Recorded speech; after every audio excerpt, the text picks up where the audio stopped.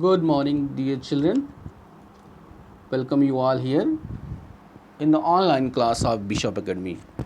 And we are getting here the third lecture, third explanation audio of your first lesson from Flamingo of Alphonse Daudet. Your lesson is the last lesson. In previous lecture, we have discussed, we have told you, about which way the Franz, as a student, was confused to join the school.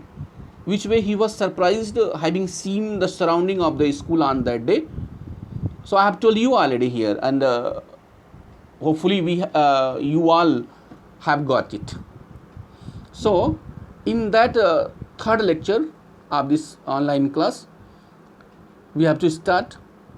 So you may connect it about that. When he was in the class, when he was in the school, he was surprised to see the silence atmosphere, the silence surrounding, and the back benchers. Back benchers were the elders. So what is the reason? What is the matter when all of them are seated there? So now he did not, on the other hand, M. Hamel, the teacher, was showing his, kind and serious behavior to there. Franz hoped, Franz expected that certainly he would be punished. Certainly teacher will punish him for not completing the homework and for getting late. But nothing had happened like that. Means neither he was scolded nor he was asked the reason why was he late. So this time he didn't scold him. MML did not scold Franz for being late and allowed him to take his seat. Franz was shocked to get the news. This news that it was their last lesson in French and the new German teacher would take charge on the following day. This was a news for shocking. This was a news painful. This was a terrible news for all when teacher M. Hamel had announced that since tomorrow there will be no any further class of France. There will be no more opportunity to understand, to learn or to teach a French language. Since tomorrow the language of Germany, German language will be taught, and the German teacher will come tomorrow and will take charge for teaching German language, right? And this news was quietly terrible for all of the students who were there. He was full of regret for not learning his mother tongue and felt a sudden love for French. He even started liking Emmanuel and forgot all about his ruler and crankiness. Means he had forgotten all about his strictness. He had forgotten all about his way of punishment.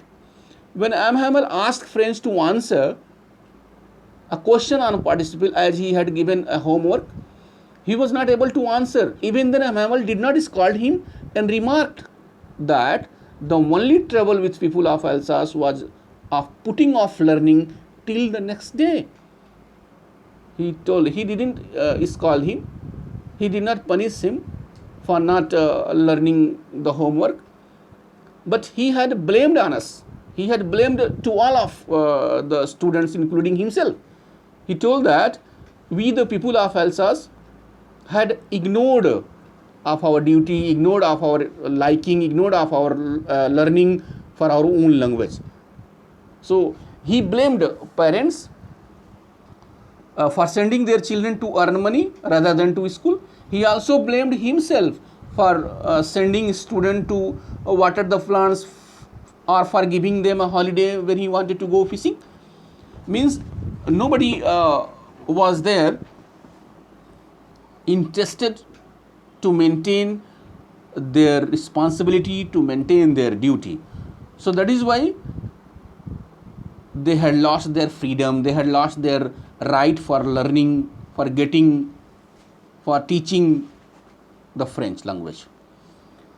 M. Hamel then talked of the French language, calling it is the most beautiful language in the world. He told the class to keep their language close to their hearts, to feel free and happy. As long as an enslaved people held fast to their language, they had the key to their prison.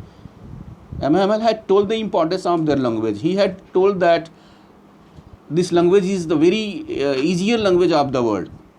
He had told the value of this language. He had told the importance of the language. He had told them how they could become free unless they occupy the interest of their own language. So he told that the key, language is the key of the prison. Language is the weapon to preserve the freedom.